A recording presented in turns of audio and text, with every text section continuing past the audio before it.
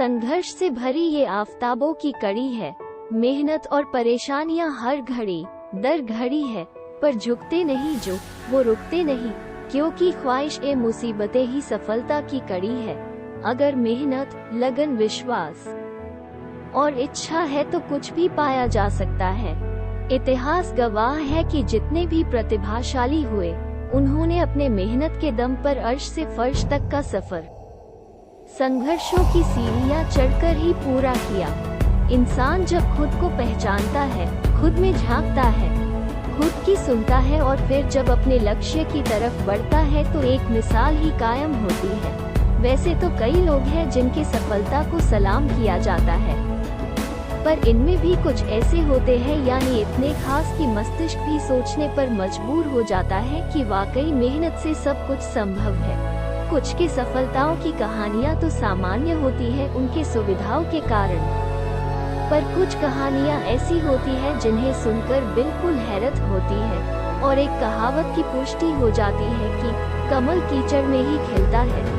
Ads post तो ये संघर्ष की कहानी भी ऐसी ही है जिसकी जगह और कोई नहीं ले सकता। ये कहानी एक ऐसे ही शख्स की है जिसने जिंदगी में कठिन परिश्रम और अपनी काबिलियत के बल पर दुनिया के शीर्ष कारोबारियों की सूची में खुद को शामिल किया। मजदूर के इस बेटे ने अपने करियर की शुरुआत दुकानों में झाड़ू लगाकर शुरू की थी। इतना ही नहीं, इस शख्स को अपनी भूख मिटाने के लिए कई घंटों तक कतार में खड़े रहकर मुफ्त भोजन का सहारा लेना पड़ता था। लेकिन सारी मुसीबतों का डटकर मुकाबला करते हुए इसने दुनिया के सामने एक ऐसा प्रोडक्ट पेश किया कि वो 5 साल के भीतर ही प्रौद्योगिकी उद्योग के शीर्ष खरबपतियों की कतार में शामिल हो गए। जी हाँ, हम बात कर रहे हैं नेटवर्किंग साइट व्हाट्सएप के सह संस्थापक जैन कूम की। युवा पीढ़ी के लिए व्हाट्सएप कोई अनजाना नाम नहीं है। इसकी लोकप्रियता का अंदाजा इसी बात से लगा सकते हैं कि अपनी शुरुआत के महज 5 सालों में ही इसके 45 करोड़ यूजर हो गए हैं। और सबसे बड़ी बात है कि इस ऐप पर विज्ञापनों के लिए कोई जगह नहीं है। इसका रेवेन्यू मॉडल पूरी तरह सब्सक्रिप्शन पर आधारित है। इसके लिए यूजर्स को प्रथम साल यूज करने के बाद प्रतिवर्ष $0.99 की फीस देनी होती है।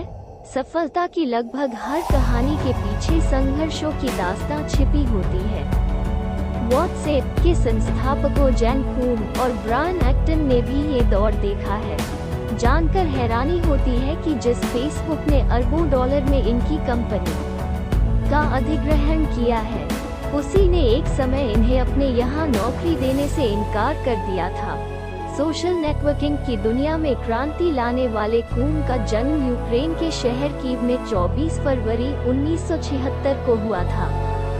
16 साल की उम्र में मजबूरी में अपने पिता को छोड़कर मां और दादी के साथ अमेरिका चले आए। सोवियत संघ में मिले नोटबुक का इस्तेमाल कर उन्होंने अपनी प्रारंभिक शिक्षा प्राप्त की। बुरी आर्थिक हालातों को देखते हुए उन्होंने एक किराने की दुकान में झाड़ू लगाने का काम शुरू कर दिया। इसी बीच इनकी मां कैंसर से पीड़ित हो गई। मां को सरकार से मिले इलाज भत्ते के कुछ पैसे से उन्होंने किताब खरीदकर कंप्यूटर नेटवर्किंग का ज्ञान हासिल किया और बाद में फिर उसे पुरानी किताबें खरीदने वाली दुकान पर बेच दी। उसके बाद कूम सिलिकॉन वैली के एक सरकारी विश्वविद्यालय में दाखिला लिया और साथ ही साथ एक कंपनी में सिक्योरिटी टेस्टर का काम करने लगे। इसी दौरान साल 1997 में उन्हें याहू कंपनी में काम मिल गया और उनकी मुलाकात ब्रायन एक्टन नाम के एक शख्स से हुई, जो बाद में उनके बिजनेस पार्टनर भी बने। 9 सालों तक याहू में काम करने के बाद कूम ने लगभग 25 लाख रुपए की सेविंग कर जॉब को अलविदा कर दिया।